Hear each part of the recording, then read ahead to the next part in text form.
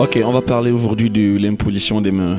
Et directement, il y a certaines personnes qui peuvent se démarquer lorsque je dis imposition des mains, parce qu'on sait qu'est-ce que l'imposition des mains a à voir dans un fondement. Comprenez tout simplement que l'imposition des mains renvoie ici, dans le cadre de cet enseignement, à l'autorité de l'Église. On parle d'abord de l'Église en tant que corps, c'est-à-dire que quelqu'un qui parle de l'Église avec grand E lorsqu'on écrit, il est en train de parler de l'ensemble des chrétiens, l'ensemble des gens qui ont donné leur vie à Jésus-Christ, ils se sont fait baptiser dans l'eau. Et lorsqu'on parle de l'Église avec petit E, justement, c'est le regroupement des 10 chrétiens, la manière avec laquelle ces chrétiens doivent s'organiser. On peut parler donc de l'Église au pluriel, des églises. Et donc l'imposition des mains concerne plus l'autorité de l'homme. Lorsqu'on parle des églises, on parle des hommes. Quelle est la place des hommes dans la croissance des autres? Quelle est l'église avec petit e selon Dieu? Il y a beaucoup de chrétiens de nos jours qui sont des chrétiens de la télé, des chrétiens du net. C'est-à-dire, eux, ils ne vont pas dans les assemblées chrétiennes, ils ne sont pas membres d'une église et ils estiment qu'ils sont épanouis quand même. Ce qu'il faut comprendre, c'est que lorsqu'un chrétien veut être établi, il faut qu'il ait des fondations. Et l'un des fondements, c'est bien l'imposition des mains, l'autorité de l'homme. Alors, si un homme prétend ne pas avoir besoin d'une autorité humaine, c'est-à-dire que Dieu utilise un autre homme pour le diriger, pour le bénir, pour le canaliser, pour le former, il est en train de s'opposer à un fondement essentiel de sa propre foi. Donc jamais quelqu'un ne peut arriver à être un disciple accompli sans l'apport de l'Église. Pour ne pas froisser l'enseignement comme ça, on va d'abord parler de l'Église en général, l'Église avec grand E, l'Église qui s'appelle encore le corps de Christ, ou plus simplement le peuple de Dieu. Dieu a toujours eu depuis la création le souci d'avoir un peuple devant lui. Et c'est pour cela que lorsque nous lisons dans Genèse 9, verset 7, « Soyez féconds, multipliez-vous, remplissez la terre ». Donc Dieu a toujours voulu cela. La pensée de Dieu, c'est le peuple lorsqu'il crée Adam et Ève. Seulement, pour que Dieu se reconnaisse en l'homme, il faut que l'homme reconnaisse l'autorité de Dieu sur sa vie. Voilà pourquoi les hommes au temps de Noé, bien qu'étant remplis sur la terre à leur niveau, Dieu les a tous détruits. Parce que Dieu ne se reconnaissait pas en eux. Il ne se reconnaissait pas en ces hommes qui ne le reconnaissaient pas lui. Rappelez-vous encore une fois de plus de la tour de Babel, quand Dieu sépare les hommes par le langage, c'est parce que les hommes se détournent de lui pour se tourner vers eux-mêmes. Ceux qui se réclament être le peuple de Dieu aujourd'hui, qui se sont toujours réclamés le peuple de Dieu d'ailleurs, c'est les gens que Dieu a choisis et qui se sont reconnus en Dieu. Donc, dans Genèse 12, verset 1, lorsque Dieu vient parler à Abraham et qui lui dit « Quitte ton peuple », Abraham a un peuple. Mais Dieu ne se reconnaît pas en ce peuple. Et la Bible dit que la parole de Dieu était rare en ce moment-là. Dieu dit « Quitte ton peuple ». Va dans la terre que je te donnerai et là-bas, je ferai de toi une grande nation. Les gens qui étaient sur la terre au temps d'Abraham ne reconnaissaient pas Dieu comme leur Dieu. Alors Dieu aussi ne se reconnaissait pas en eux. Les nations existaient au temps d'Abraham, mais Dieu ne se reconnaissait pas en elles. Il ne pouvait non plus laisser sa vision disparaître, la vision de Dieu d'avoir un peuple. Puis Abraham donne Isaac, Isaac donne Jacob. Jacob que Dieu surnomme Israël. Jacob a des enfants, parmi lesquels il sélectionne 12 enfants parce qu'il n'a pas eu que 12 enfants. Il a eu une fille qui s'appelle Dina, que nous connaissons. Alors, même parmi les enfants de Jacob, il y a 12 qui sont sélectionnés, dont les petits-enfants de Jacob, Ephraim et Manassé, qui représentent leur père Joseph, qui forment le peuple de Dieu en ce moment-là. Il ne faut pas oublier que Dieu a promis à Abraham une nation. Lorsqu'on parle de nation, on parle de territoire. C'est pour cela que Dieu envoie Abraham à Canaan. Parce qu'on ne peut pas avoir une nation sans territoire. C'est le fameux territoire, pour la petite histoire, que les Palestiniens discutent aujourd'hui, a été donné à Abraham. Quand il est arrivé à Canaan, c'était le désert total, il n'y avait personne. Et il a dû fuir en Égypte avant d'y revenir, contraint par la crainte de perdre sa femme, parce que le pharaon a voulu récupérer sa femme. Ça, c'est pour faire une petite parenthèse. Dieu a voulu avoir une nation. Ça, c'est le but de Dieu.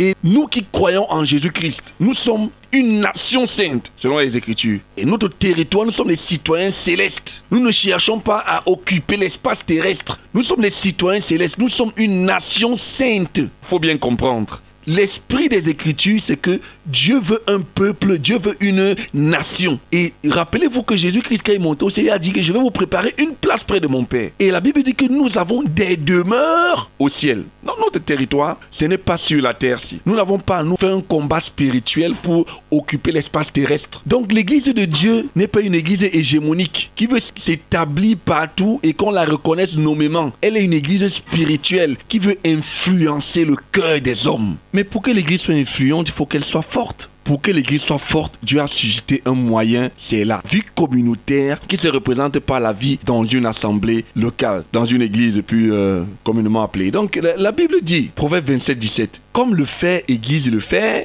ainsi l'homme excite la colère de l'homme. Ça veut dire quoi? Personne ne peut être transformé s'il n'est pas au contact des hommes. Si vous êtes toujours devant votre machine, en train de regarder les messages, vous allez croire que vous êtes un homme faible. Mais lorsque vous allez être en contact avec les autres hommes, c'est là que vous saurez si vous êtes impatient, immoral, colérique, chiche et tout ce que vous pouvez savoir. C'est au contact des hommes que vous pouvez ressentir votre niveau de transformation. Voilà pourquoi c'est la volonté de Dieu que les églises existent. Et Dieu a toujours fonctionné dans un esprit de communauté. La communauté chrétienne n'est pas une communauté sans législation. Quand le peuple de Dieu entre à Canaan, ils entrent avec des lois et une législation pour pouvoir leur permettre de vivre en communauté. De la même manière, lorsque vous devenez enfant de Dieu, vous entrez dans un ordre de législation qui vous permet de vivre votre liberté en Christ. Ce qui fait la différence entre une communauté chrétienne et une simple cellule de prière, c'est la législation. Et la législation de la communauté chrétienne est connue à travers les actes des apôtres et à travers les Écritures. Dieu nous a expliqué comment est-ce que les assemblées doivent être organisées. La Bible dit dans Hébreux 10, 25, « N'abandonnons pas nos assemblées comme c'est la coutume de quelques-uns, mais exhortons-nous réciproquement. » C'est la pensée de Dieu de nous mettre en assemblée. Et si quelqu'un n'est pas dans une assemblée, ce passage biblique ne le concerne directement pas.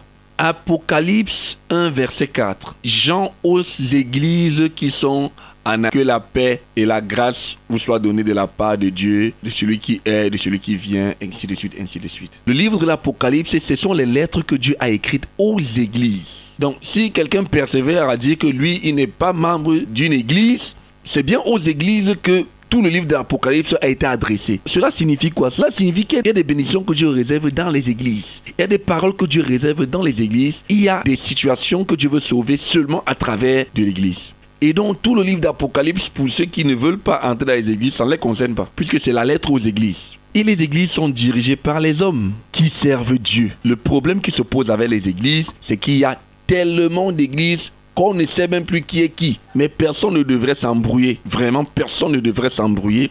Parce que la Bible a été assez fluide pour qu'on comprenne quelle est l'église. On peut se sentir plus ou moins en sécurité. Quelle est l'église selon la parole de Dieu.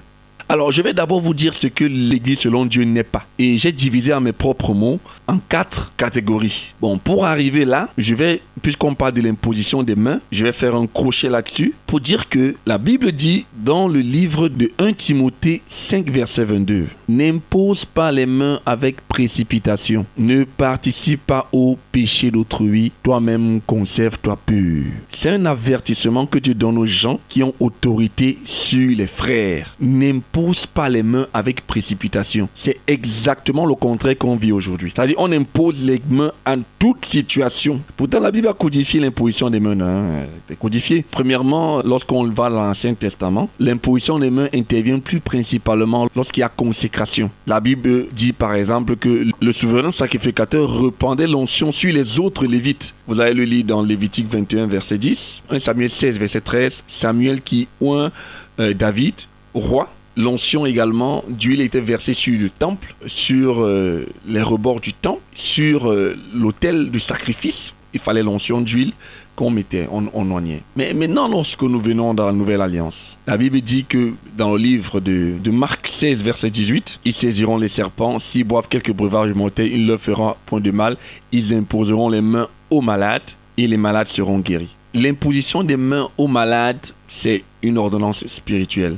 Mais l'imposition des mains aux possédés, c'est autre chose. Parce que les possédés, c'est vrai qu'ils sont des malades spirituels. Mais quand nous regardons Jésus-Christ dans sa démarche, il n'a jamais imposé les mains à un possédé. Mais aujourd'hui, tous les possédés sont sujets à imposition des mains. Ce n'est pas une prescription biblique, c'est une attitude que nous avons. Je ne dis pas que le Saint-Esprit ne peut pas conduire un homme à imposer les mains à une personne qui est possédée pour que le possédé retrouve la guérison. D'ailleurs, nous avons eu un cas de possession dans la Bible où Jésus-Christ s'est imposé les mains à cette femme qui était coupée pendant 18 ans. La Bible dit que c'est un démon qui la maintenait coupée. Jésus a chassé la maladie et le démon aussi est parti. Donc, l'ordre, c'est d'imposer les mains aux malades, pas aux possédés, qu'on sait être possédé. Bien qu'il y ait des maladies qui entraînent les gens à la possession, c'est ça qui impose, que le Saint-Esprit peut nous révéler que dans cette maladie-ci, bien cette maladie-ci est liée à une possession, alors nous imposons les mains. Donc on impose les mains pour recommander les hommes de Dieu. La Bible dit également que par imposition des mains, les gens ont reçu les dons de l'Esprit de Dieu. Nous pouvons voir ça dans Actes 19, verset 6 avec les disciples de Jean.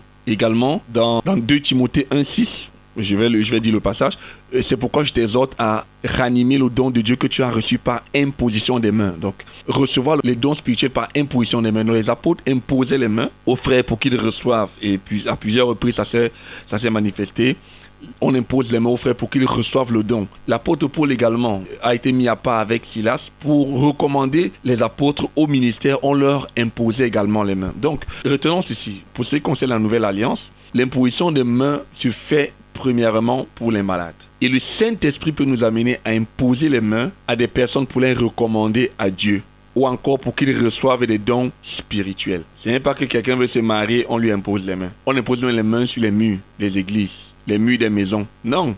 Ayons la foi, prions pour nos maisons, prions pour nos églises. On n'a pas besoin d'imposer les mains sur les bancs. On impose les mains sur tout. Les gens viennent avec leur bulletin de paye, on impose les mains dessus. L'imposition des mains, c'est sur les hommes, pas sur les choses. Le temple de Dieu, le sacrifice, ça représentait nous-mêmes. Nous représentions le temple de Dieu, quand on imposait les mains sur le temple, on versait l'huile sur le temple. Oui, c'est ça, c'est nous. Nous sommes les hommes. L'imposition des mains, c'est sur les hommes. Et on n'impose pas les mains sur les hommes à n'importe quelle occasion. On n'a jamais vu dans la Bible qu'on imposait les mains sur les hommes qui partaient se marier. Bon, mais aujourd'hui, c'est déjà devenu une religion. Et c'est pourquoi la Bible dit et rappelle aux frères de ne pas imposer les mains avec précipitation. Parce qu'en faisant ça, tu peux participer au péché de quelqu'un d'autre. Tu peux plutôt recevoir quelque chose de mal. Et toi à qui on impose les mains pour tout, la personne qui t'impose les mains pour toute chose peut aussi te communiquer quelque chose de mal. La personne qui impose les mains, c'est une autorité qui impose les mains à une personne subalterne, pas l'inverse. Également, nous pouvons imposer les mains à nos enfants. Jésus a dit, laissez venir à moi les petits enfants, et il leur a imposé les mains. Nous devons pouvoir le faire. Imposer les mains à nos enfants pour leur communiquer la sagesse que nous avons par la prière, pour leur communiquer la grâce que nous avons par la prière. Mais dites-vous bien que si vous êtes un père désordonné, si vous imposez les mains à vos enfants, vous ne serez pas en train de leur communiquer quelque chose de bien. Donc rassurez-vous que vos mains sont purifiées quand vous mettez ça sur les enfants. Près de la moitié des écritures du Nouveau Testament auxquelles nous accordons tellement de crédit, ce sont des lettres que Paul a écrites aux églises. Donc si tu m'écoutes là et que toi tu dis non, moi j'ai pas besoin des églises, je sais vraiment pas quelle Bible tu es en train de vouloir pratiquer. Quelle Bible? Quel que soit le degré de développement des hommes, des choses dans ce monde, le contact humain sera toujours incontournable pour la transformation de l'homme. Donc pour comprendre ce que c'est que l'église selon Dieu, il faut comprendre ce que l'église n'est pas. Donc j'ai catégorisé, je le disais préalablement, en 4 groupes. Premièrement, nous avons les sectes pernicieuses. 2 Pierre 2:1. Il y aura de même parmi vous de faux docteurs qui introduiront les sectes pernicieuses et qui, reniant le maître qui les a rachetés, attireront sur eux une ruine soudaine. Selon 2 Pierre 2, verset 1, une secte pernicieuse, c'est un groupe de personnes qui prétendent être de Dieu, mais qui le renient ouvertement. Une secte pernicieuse, selon la Bible, donc c'est ce groupe de religieux qui disent, ils font croire qu'ils sont de Dieu, mais ils renient Jésus-Christ. On dit qu'en reniant le maître qui les a rachetés. Donc chaque fois que vous avez un groupement religieux qui ne reconnaît pas que Jésus-Christ est Dieu, alors c'est une secte pernicieuse. Aussi simple que ça. Parce qu'il y a des groupements qui ne reconnaissent pas qu'ils viennent de Dieu, mais qui sont spirituels. Ce sont les sectes pernicieuses, bon, mais ils ne peuvent séduire personne qui croit en Dieu. Ok? Et il faut comprendre que cet enseignement, c'est pour les gens qui ont cru. Si quelqu'un n'a pas cru et qu'il est dans le bouddhisme, on ne peut pas dire que c'est une secte pernicieuse, parce que le bouddhisme, ce n'est pas un mouvement qui dit qu'il vient de Dieu. Une secte pernicieuse, c'est-à-dire le mouvement qui dit qu'il vient de Dieu, mais qui renie quand même l'autorité de Christ comme maître.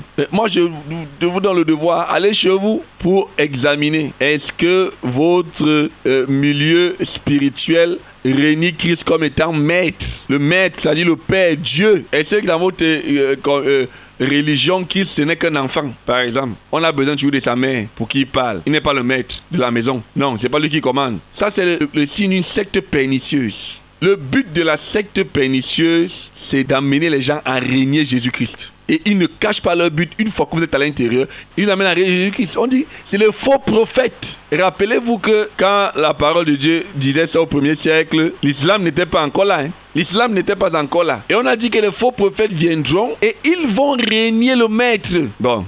je ne vais pas donner l'enseignement sur l'islam aujourd'hui. Pour ceux qui veulent recevoir l'enseignement sur l'islam, on va voir ça après. Après, donc, on a les associations religieuses. Bon, cette expression n'existe pas dans la Bible. Je fais une désignation qui aide à une différenciation par rapport à l'assemblée selon Dieu. Donc, les associations religieuses, ce sont des groupes de personnes qui sont réunis soit par la langue, soit par la tribu, soit par la situation géographique, qui décident d'avoir un mouvement spirituel qui parle de Dieu. Le but de l'association religieuse n'est pas que les gens connaissent Christ. Le but de l'association religieuse, c'est d'exister, de s'étendre à la surface de la terre, de s'enrichir, de devenir puissante. Et l'association religieuse atteint souvent les mêmes objectifs que la secte pernicieuse. Parce que détournant les hommes de la vision de Dieu et retournant les hommes véritablement vers elle. Et l'association religieuse est exactement comme les hommes de la tour de Babel. Leur but, c'est d'être grand, puissant et d'exister. Vous allez vous rendre compte, quand vous êtes face à un membre d'une association religieuse, il a foi à son association à cause de sa puissance financière et à cause de sa puissance en nombre. Nous sommes tellement nombreux, ça prouve que nous servons Dieu. Nous avons tellement d'argent, ça prouve que notre église là, c'est pour Dieu. Consciemment ou inconsciemment, ils militent pour l'hégémonie de l'association religieuse. Et ce sont les signes pour eux que c'est Dieu. Mais Christ n'y règne pas en maître. Dans la mesure où les hommes qui dirigent l'association religieuse peuvent être facilement membres des sectes pernicieuses, on le sait, mais on ne les enlèvera pas. Par exemple, un rosicrucien, un franc-maçon peut facilement être dirigeant d'une association religieuse, que ça ne gênera personne. On le sait, mais ça ne gêne personne. Parce que le but de l'association religieuse n'est pas la transformation des hommes, mais c'est l'hégémonie, c'est exister. L'association religieuse va exister par tous les moyens. Les plus grosses associations religieuses qui se sont établies ont exécuté, ont tué. Les associations religieuses se sont livrées au crime pour pouvoir s'étendre dans le monde. Et lorsqu'elles se sont étendues dans le monde, elles ont dit, vous voyez, comme nous sommes étendus dans le monde, ça veut dire que Dieu est avec nous. Ça, c'est le but de l'association religieuse. On peut reconnaître Christ comme sauveur, mais ce n'est pas le royaume de Christ sur la terre qui nous intéresse, mais c'est l'établissement de l'association. Le signal qui vous montre que vous êtes dans une association religieuse, mais pas dans une église, c'est que vous regardez les dirigeants. Les gens qui les dirigent, ce ne sont pas les gens qui ont donné leur vie à Jésus. C'est les gens qui ont fait une école théologique. Ils sont diplômés dans la théologie, mais ils n'ont jamais abandonné le monde pour suivre Jésus. Ça ne les intéresse pas que les gens abandonnent le monde pour suivre Jésus, non. Ça ne les intéresse pas. Ça, c'est pour l'association religieuse. Derrière l'association religieuse, il y a la communauté chrétienne. Très beau nom. Très beau nom. La communauté chrétienne a une seule différence. C'est qu'à la tête de la communauté chrétienne, il y a des chrétiens qui ne s'assemblent pas pour que le royaume de Dieu soit établi. C'est que les citoyens célestes soient multipliés. Ils sont aussi ensemble pour pouvoir exister. Voilà pourquoi les communautés chrétiennes sont des communautés accoucheuses. Une église naît ici. Après, elle est une église fille qui naît là-bas, une église fille qui naît à gauche, à droite. Elle est pilotée au centre par la communauté mère. Généralement, elle est pilotée premièrement financièrement. C'est d'abord les finances qui comptent. Chaque communauté fille doit produire des finances pour le fonctionnement de la grosse communauté. Voilà un peu comment on reconnaît les communautés chrétiennes. Et cette façon de fonctionner montre qu'on a un désir de dénombrement. On veut compter nos membres. On veut savoir notre puissance en fonction de notre nombre, en fonction de la manière avec laquelle on s'est étendu sur la terre. Et on veut marquer notre estampille partout. C'est ça la communauté chrétienne. C'est encore là un problème. Cette façon de fonctionner, ce n'est pas comme ça que Dieu veut que les assemblées fonctionnent. Et enfin, on a l'assemblée chrétienne. Enfin, l'assemblée chrétienne est indépendante. Elle est dirigée par un évêque. Évêque encore appelé ancien, un ou plusieurs. La Bible donne le profil de l'ancien ou de l'évêque. Je suis obligé de lire ce passage à haute et intelligible voix pour que vous sachiez si vous êtes dans une assemblée chrétienne ou pas. C'est dans 1 Timothée 3. Donc je vais lire ce passage pour que personne ne sait. Cette parole est certaine. Si quelqu'un aspire à la charge d'évêque, il désire une œuvre excellente. J'aimerais dire que pour diriger une assemblée de Dieu, il faut aspirer. Beaucoup de personnes disent que Dieu les a appelés, Dieu les a révélés, ceci, cela. C'est bien beau, mais si Dieu vous révèle n'importe quoi, il faut que vous ayez ce profil. Je ne suis pas contre les gens qui disent que Dieu les a révélés de diriger les assemblées locales. Tant mieux pour vous. Mais si vous n'avez pas ce profil, attendez de l'avoir avant de diriger. Il faut donc que l'évêque soit irréprochable. Irréprochable, ça ne veut pas dire infaillible. Irréprochable. Ça veut dire qu'il ne faut pas que pendant que tu es en train de prêcher, il y a une femme qui vient dehors là pour dire que voici ton enfant ici. C'est un exemple. Il ne faut pas que pendant que tu es en train de prêcher, ton patron sort là dehors, voici les trucs que tu as volés, tu n'as pas payé les gens. Il ne faut pas que pendant que tu es en train de prêcher, Ta femme vient là, oh, les enfants ont faim à la maison, toi tu viens prêcher ici. Faut pas que pendant que tu es en train de prêcher, les voisins sortent là, oh, c'est pas toi qui as volé la chèvre. Irréprochable. Il faut que l'évêque soit mari d'une seule femme. C'est une caractéristique. Qu'importe les féministes spirituels, c'est la Bible. À moins que nous cautionnons l'homosexualité. Mais je pense que jusqu'aujourd'hui, la Bible n'est pas d'accord avec ça. Il faut que l'évêque soit mari d'une seule femme. Donc un polygame ne peut pas diriger une assemblée de Dieu. Il faut qu'il soit sobre, modéré, réglé dans sa conduite. Il ne faut pas qu'il soit adonné au vin. Ce n'est pas pour rien qu'on a mis ça. Les gens qui boivent le vin là. Bon, c'est vrai qu'on a dit adonné au vin, je ne reviendrai pas là-dessus. Je vous laisse juger vous-même. Ni violent, mais indulgent. Violent, c'est aussi... La violence, c'est pas seulement les coups de poing, c'est aussi avec les paroles. Mais indulgent, pacifique, désintéressé. Voilà. La Bible dit, ne faites pas de la piété une source de gain. Ça veut dire que celui qui aspire à la charge d'évêque doit pouvoir s'assumer lui-même. C'est pas quelqu'un qui doit compter sur les gens pour vivre. Je ne suis pas en train de dire qu'on ne donne pas aux évêques. Non. La Bible dit, partagez vos biens à ceux qui vous enseignent. Mais il faut qu'il soit désintéressé. Quand tu veux diriger l'assemblée locale, ce n'est pas pour manger, ce n'est pas pour vivre. Donc tout chemin exclu. Il faut qu'il dirige bien sa propre maison et qu'il tienne ses enfants dans la soumission et dans une parfaite honnêteté. Car si quelqu'un ne sait pas diriger sa propre maison, comment prendra-t-il soin de l'église de Dieu? Notez bien, un célibataire. Si vous êtes dans une église où c'est un célibataire qui dirige, comprenez que vous n'êtes pas dans une assemblée de Dieu. Si c'est un célibataire laissé, l'apôtre Paul était célibataire, il a créé cette église, il n'en a dirigé aucune. Il ne faut pas que ce soit un nouveau converti. Il faut qu'il soit marié, mais un bon mari. Donc on doit avoir le témoignage de sa femme et de ses enfants. On doit avoir le témoignage de sa femme et de ses enfants avant de lui autoriser à diriger l'assemblée locale. C'est pas que tu as un lion chez toi et tu viens être doux à l'église. Non. Tes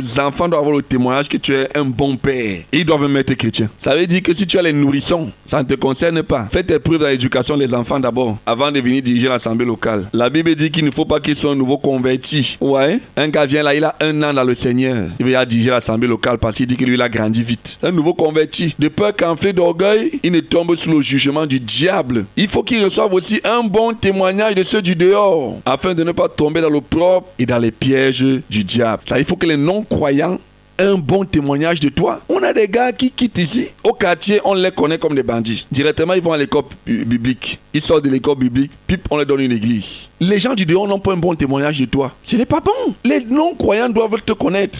Que non, celui-ci est quand même différent. Avant de venir diriger l'assemblée locale, il faut que tu aies un bon témoignage des non-croyants. Ils ne veulent pas se repentir, mais quand ils te voient, ils disent que non, ce gars quand même, il est différent. Il faut que tu aies un bon témoignage. Les dirigeants de l'assemblée locale, voilà le profil qu'ils doivent avoir. Ensuite, ils ont derrière eux les diacres. Et on a donné également leur profil. Je ne vais pas m'attarder sur ça. Continuez à lire tout le chapitre. L'assemblée de Dieu est organisée. On a des anciens, des évêques à la tête. On a des diacres en dessous également. Servent le peuple de Dieu. Et c'est mixte, on a parlé même des femmes également, mais pas les enfants. Les enfants ne dirigent pas l'assemblée. Dans une assemblée de Dieu, pour définir, c'est un groupe de chrétiens qui désirent établir le royaume de Dieu sur la terre. Ils sont intéressés par la grande commission de Matthieu 28, verset 18, de faire de toutes les nations les disciples, les baptiser au nom du Père, du Fils et du Saint-Esprit. Ce qui les motive, ce n'est pas la croissance en nombre de leur assemblée, mais c'est le fait que les gens se repentent tous les jours, croient en Jésus tous les jours. Maintenant, Dieu a donné à l'église, à l'ensemble des chrétiens, des hommes avec des dons particuliers pour l'édification de l'église. Et il faut bien expliquer cela. Parce qu'il y a des gens qui ont reçu le don de Dieu et ils pensent que le don de Dieu est suffisant pour diriger l'assemblée locale. Ce qu'il faut pour diriger l'assemblée locale, c'est le caractère. On n'a pas dit ici qu'il faille qu'il ait un don de prophétie. On n'a pas dit qu'il faut qu'il ait le don de l'évangéliste. On n'a pas dit qu'il faut qu'il ait le don de l'apostolat. On a dit qu'il faut qu'il soit propre à l'enseignement. C'est tout ce qu'on a dit.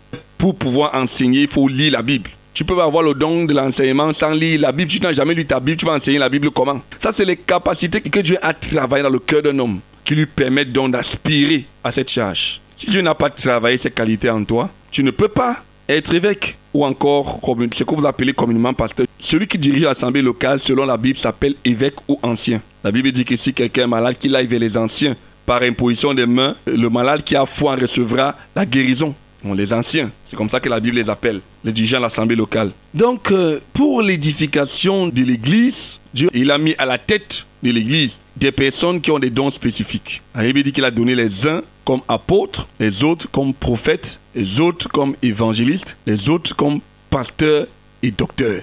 Ça, ce sont les 5 ministères que nous connaissons tous. Un apôtre n'est pas forcément obligé de diriger l'assemblée locale s'il n'a pas les qualités requises. Apôtre signifie envoyé. Il ne faut pas mystifier cette expression. J'entends donc de quelqu'un qui est apôtre comme quelqu'un qui a obéi à l'ordre de Dieu d'aller semer la parole outre-terre. Ça, c'est un apôtre. Celui qui reçoit l'ordre de Dieu d'aller semer la parole outre-terre. Donc, par exemple, dans 1 Timothée 1,11, l'apôtre Paul dit que Dieu l'a mandaté pour annoncer l'évangile aux païens. Aller outre-terre, c'est pour atteindre les peuples non atteints, les gens non avertis qui sont réfractaires à l'évangile. Pierre, lui, était l'apôtre des Juifs. Les Juifs ne croyaient pas en Jésus. Donc, il risquait sa vie en allant atteindre les Juifs avec l'évangile de Jésus-Christ parce que les Juifs, ils lapidaient, ils tuaient, ils livraient à César, ils crucifiaient tous les apôtres. Et Pierre était établi comme l'apôtre des Juifs et l'apôtre Paul était établi comme l'apôtre des païens, des non-juifs. Voilà pourquoi vous allez le voir aller en Grèce, à Athènes, il veut absolument aller à Rome. Son problème, c'est les non-juifs.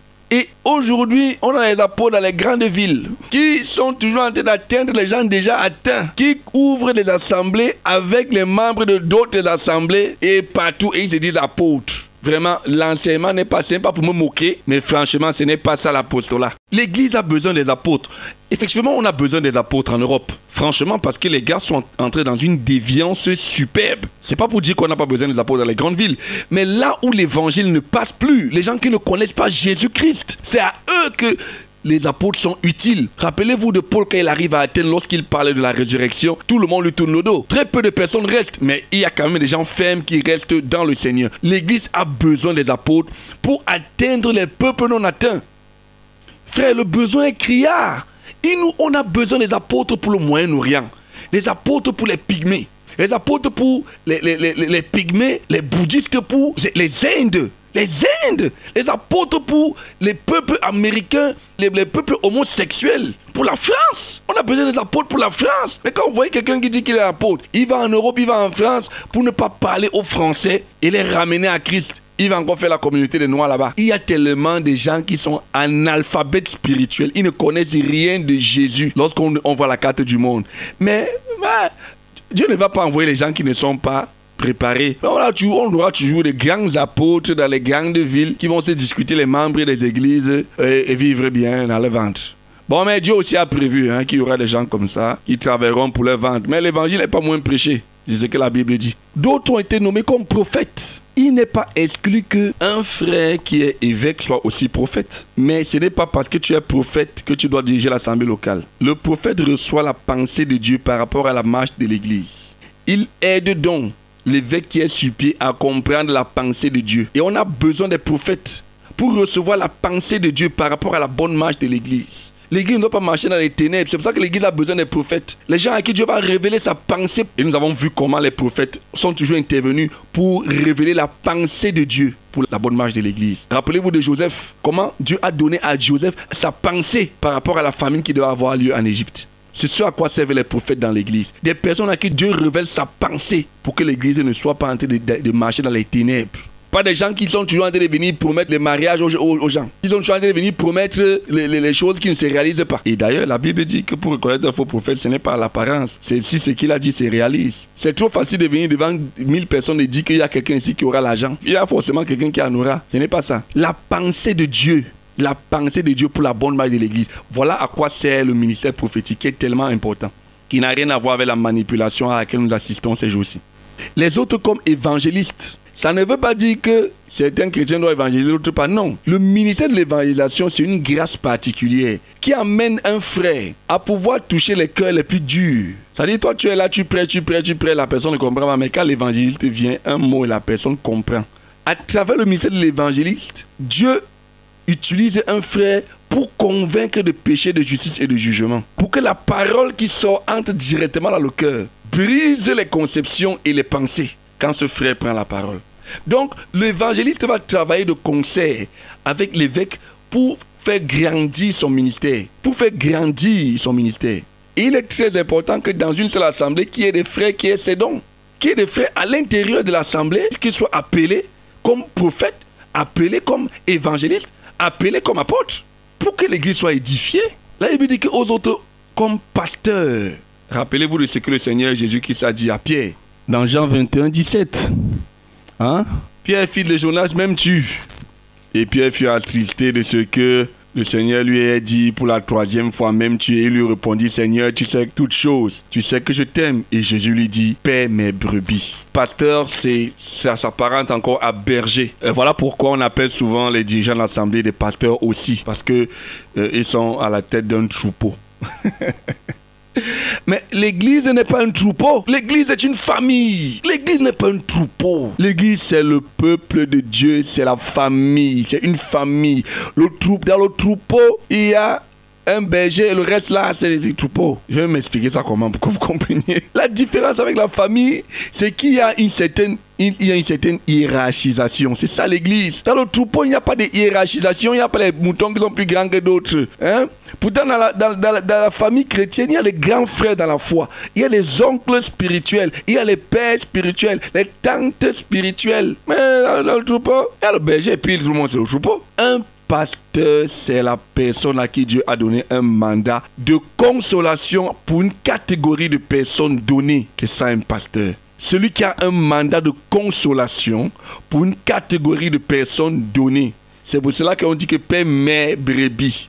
C'est-à-dire, nous avons des personnes dans la foi qui ont des problèmes spécifiques. Par exemple, tu peux être pasteur des jeunes. Parce que un frère peut avoir un don d'enseignement n'importe comment, mais il ne sait pas parler aux jeunes. Mais il y a là dans l'église des personnes qui sont habilitées à le faire. Il est en face des jeunes, il a la sagacité pour les amener à aimer le Seigneur. Il est donc pasteur des jeunes. Il y a des gens qui savent parler aux veuves. Et vous voyez que en ce moment-là, ce n'est plus, il n'y a pas de distinction entre femmes et hommes. Non, Dieu donne le don. Des gens qui savent parler aux veuves. Toi, tu es là, l'évêque, tu parles. Les veuves se plaignent toujours, mais quand cette sœur-là vient, quand elle parle aux veuves, elle a ce don-là. Elle est pasteur des veuves. Le problème qui se pose, c'est qu'il y a beaucoup de pasteurs même qui s'ignorent. Parce qu'ils ne sont pas sensibles au Saint-Esprit pour recevoir les dons qui s'apparentent à leur appel. Il y a des gens qui sont pasteurs des enfants de la rue. Les frères qui croient qu'ils sont enfants de la rue, là, pour pouvoir les paître. C'est pas facile. Il faut des gens appelés pour ça. Les homosexuels qui se répandent. Oui, ce sont des brebis. Il faut des gens appelés pour pouvoir les conduire afin qu'ils soient les enfants de Dieu accomplis. Il faut des pasteurs. Les pasteurs des soumiens, mon ami. Capables de parler au cœur des foyers. Des pasteurs des mariages. On en a plein. Grande gloire au Seigneur. Parce que sur ce domaine-là, quand même, l'église est gâtée. Il y a beaucoup de frères qui ont compris que leur appel, c'est de parler au couple. Et l'église a beaucoup d'autres besoins du ministère pastoral. Des personnes qui vont se sacrifier pour une catégorie de lésés. Des pasteurs qui sont capables d'enseigner aux chômeurs, d'encourager le chômeur, d'encourager les femmes qui souffrent à cause du célibat. Le célibat n'est pas une mauvaise chose. Enlevez ça de vos têtes, je n'enseigne jamais ça. Mais c'est un problème aussi quand même qu'on a besoin des pasteurs qui vont sortir, surtout les sœurs, de cette emprise qu'elles ont parce qu'elles sont célibataires. Il faut des pasteurs qui, lorsqu'ils vont parler aux sœurs célibataires, les sœurs célibataires seront libérées. Elles vont vivre leur célibat tranquillement jusqu'à leur mariage. Pas des gens qui vont venir délivrer les démons de célibat et enfoncer encore les malheureuses sœurs dans cet engrenage de remords parce qu'elles sont célibataires. Comme si le célibat était une mauvaise chose. On a besoin de pasteurs dans l'église. Les autres comme docteurs ou enseignants. Vous voyez? L'évêque peut être là, il explique la parole de Dieu, il explique la parole de Dieu, mais ce n'est pas souvent clair. Il faut un ministère spécifique, les docteurs, les enseignants, pour pouvoir ouvrir l'intelligence des chrétiens sur la parole. Que les chrétiens ont une intelligence spirituelle affûtée. Il faut des docteurs, des personnes qui ouvrent la Bible et qui reçoivent la révélation, le réma, des véritables docteurs. Pas des gens qui tordent les Écritures pour amener les gens à leur donner l'argent. Non, c'est pas les docteurs là-bas. Le docteur te rend mature dans la compréhension des Écritures. Il permet aux frères qui lisent la Bible pour la 5e fois, pour la 10e fois, de comprendre qu'il faut encore qu'il lise cette Bible 5, 6, 10 fois parce qu'il ne la comprend pas vraiment. Le docteur te permet d'entrer dans les détails des Écritures parce qu'il lui a été donné de comprendre la profondeur du mot. On en a besoin. Parfois, le salut d'un frère, le salut d'un chrétien dépend d'une seule révélation de la parole. Et c'est le docteur à qui Dieu a donné cela. Vous voyez que tu peux être docteur, mais tu n'as pas les qualités d'un évêque. Et tu peux être évêque avec les qualités d'un docteur. Tu peux être évêque avec les qualités d'un évangéliste ou d'un pasteur. Et on t'appellera pasteur sans faire une erreur en ce moment-là. Je crois que ce sont les 5 ministères que Dieu a donnés à l'église, aux assemblées. Et si tu n'es pas membre d'une assemblée, ou si tu crains d'être membre d'une assemblée, après avoir suivi cet enseignement, ne crains plus. C'est facile pour toi de savoir. Et si j'ai oublié de citer quelque chose, de dire quelque chose, Dieu lui-même va te le révéler. Que Dieu te bénisse.